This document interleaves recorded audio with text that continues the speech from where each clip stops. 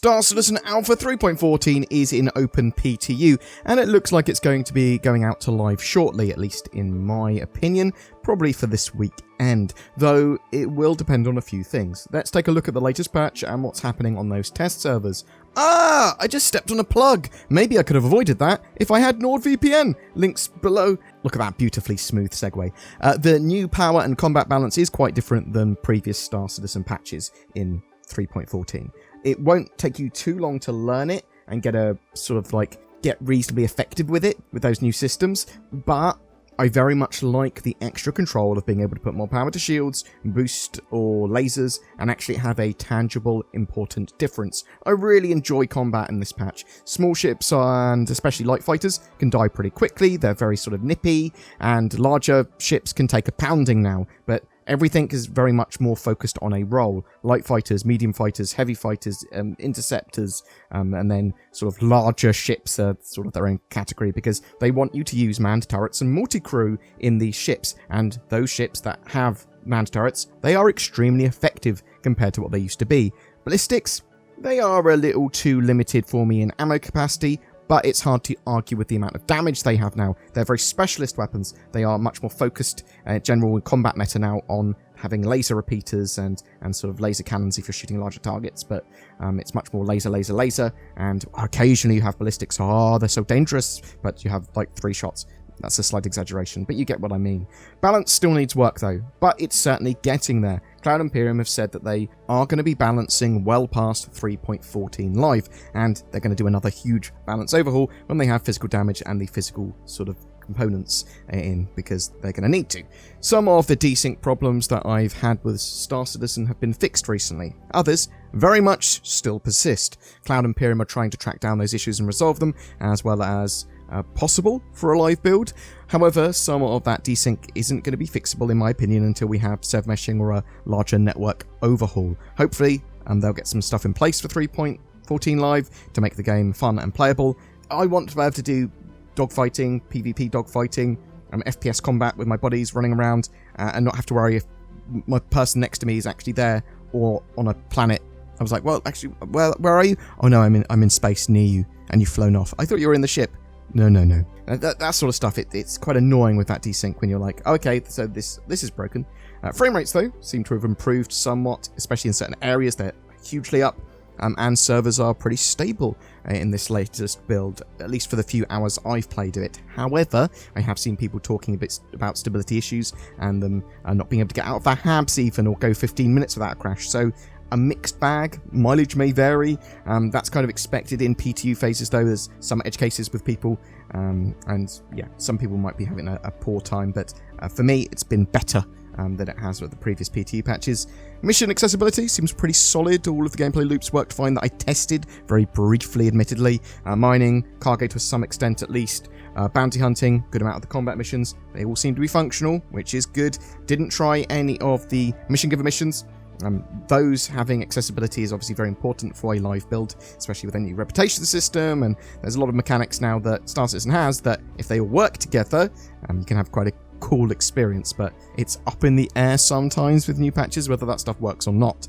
There have been various playtests for dynamic events recently, Xenothreat Remastered, and the Ninetales Lockdown. To be honest, all they really need to sort out here, other than some edge cases and minor bugs, are the cargo times for Xenothreat, which I think are already fixed, and getting the criminal ratings for shooting the Xenothreat people removed, because you don't want that. You don't want to be shooting Xenothreat and get criminal rating and then go to prison when you're doing this mission where you're basically helping the UE military and you're doing lawful work, as it were, and you're just being sent to prison. That is not good. That is pretty annoying. So I think that's also fixed now. But those were the major problems I sort of had with those events, from what I've tested of them anyway. I have yet to test Ninetales Lockdown properly. If it does need more testing before it goes live, they do have a couple of days left to do that, so they could put some playtests in. We'll have to wait and see. It might be all done. They might do some separate PTU tests after 3.14 goes live even. So, let's talk about this latest 3.14.0 patch. Let's look at its additions and other issues that still remain. It had more of a ship and combat polish pass, so this also reduced overheating across all thrusters, they adjusted shield absorption scaling for all damage types, they fixed heat issues with some energy weapons, they tweaked the Hurricane health points, they updated shield regen on the Mercury Starrunner, and some dropships. It also appears that they fixed the capacitors for those ships as well, so the Mercury Starrunner has a lot more laser capacity for pew pew pew, and lots more ammo capacity there. They corrected the MPUV speeds, missile operator modes had a polish pass, they've been a polish passed on assisted gimbal and missile cone UI. They've added warning messages for missile mode when missiles are too close or too far to lock. And they've adjusted the friendly fire thresholds, so hopefully you're not going to get random sort of prison sentences and criminal ratings for, just accidentally tapping someone during combat. There's been a really important fix that was causing Crusader, the atmosphere there, to extend much further than was intended, which was blocking quantum travelling to Horizon more appropriately and getting out. This means you can now travel to and from Horizon easily again. No ridiculously long travelling times getting out of the atmosphere anymore. It's around 150 kilometers that you need to get out before quantum travelling, rather than 750 that it was oddly set to in the last patch. They fixed an issue that was causing players to receive 16,008 errors constantly on loading in, which are basically sisters of the 30k errors, 16k errors, as far as I'm aware. They fixed an issue causing shields to get hit multiple times on a single distortion explosion. Players should no longer sometimes see black squares instead of smoke, clouds, and fog. They've synced the assassination mission objectives, so they're no longer spawned extremely close to one another. They fixed an issue causing players to not be able to stand up from New Babbage tram seats, which means you'll be locked there forever. They fixed 2 client crashes, and a main thread deadlock has been fixed as well. So, the current known issues they have listed are some players are reporting that they are unable to select a system in the login screen where you're trying to, just go, I want to go to Horizon or whatever. This may actually require a account recopy, as well as logging fully out of the launcher and logging back in, and possibly even deleting the user folder. Obviously, that's a major one that has to be fixed before that goes live. Editing the PMA, the Personal Manager app, after changing the Moby-Glass prevents Moby-Glass functionality. Distortion weapons are bugged against large ships. Missiles do not follow flares as a countermeasure. Missiles can hit the player's ship when they're fired whilst the ship is moving forward too fast, so the ship that's firing them is what they're saying there. You don't want to shoot your own ship with missiles, that's not great. Various UI markers are faded and hard to read. Security ships do not recognise illegal goods aboard ships when being carried by a player, and ships are not fully repaired after repairing and refueling in the Vehicle Manager services.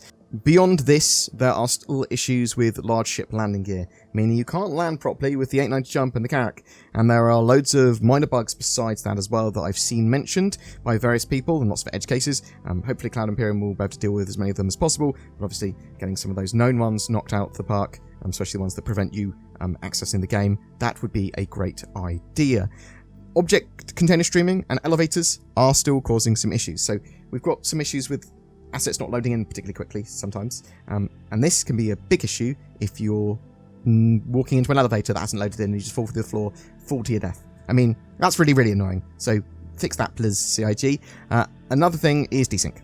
Now, this is getting love. This is very much being focused on by Cloud Imperium. I have no idea to what extent it's going to be sold for 3.14 live though. But the more the better. The more fixed the better. So, yeah. I think that's sort of fair enough to say. And maybe some interesting cargo alert opportunities would be good as well for the patch. But I'm loving what they're doing with combat, at least on paper. We'll have to see if it all works together awesomely with those new dynamic events. But yeah, the current build is looking good. While not a released candidate yet in my opinion, it's still in a pretty good state. But what do you think? Are you playing in the PTU right now? Is it a solid experience for you or mega buggy? Are you looking forward to live? Do you like the combat and ship changes? Whatever your thoughts, I'd love to hear from you in the comments below. Hey, I heard you like VPNs. How about NordVPN then? It's got things like security and features, and we all know chicks dig VPNs. Oh my god, is that Nord? Well, yes. Yes, it is. Wink. Check out the links below to get discounts or go to nordvpn.com/BoredGamer. Maybe it will align your chakras or something. Actually, let's read some testimonials. Ever since I got NordVPN, my life is good. I wish I'd got NordVPN sooner. I didn't get NordVPN and now I've got no hands. I'm sorry that I recorded this as an ads in. I apologise to my editor. I said I wouldn't go too wacky. That's not what's happened here. Every month we have a ship giveaway, and for July it's for a Constellation Taurus with lifetime insurance and a Star Citizen game package. All you need to play! This long overdue, more cargo-focused version of the Constellation is going to be flyable in July. It's basically a new ship. Woo! Sort of. To be in for a chance of winning that, comment on any of my videos made during July, and each video gives you another chance to win, but only one comment is counted per video. More details down below. Please also consider supporting the channel further via the YouTube join button, or via Patreon, or donation, or whatever. It all helps us make Star Citizen content. Great Star Citizen content, hopefully, or at least some Star Citizen content. Also, you should bother the bell and like and subscribe and all that sort of jazz as well. Thanks for watching.